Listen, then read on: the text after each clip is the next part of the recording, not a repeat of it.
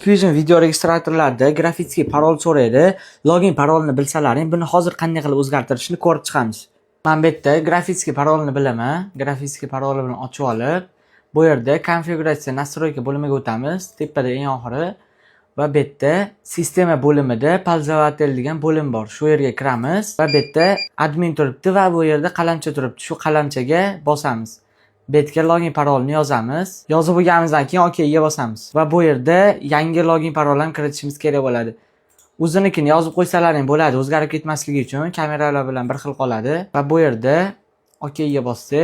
Kameralarni ham parolni o'zgartirib yuborsalaring bo'ladi. Bu yerda sinxron qilib va OK ga bosamiz va daga bossak, bu yerda yangi grafitskiy parol qo'y deb chiqdi. Bu yerga masalan bizniki eskisi L edi. Endi esa bunaqasiga chizamiz va OK ga bosib chiqib ketamiz. Endi esa tekshirib ko'ramiz. Mishkani o'ng tomonni bosib menyuga bosamiz va bu yerda mana eski grafitskiy kodini terdim, ochilmadi va bu yerda yangisini chizaman, ochildi. Hammaga rahmat.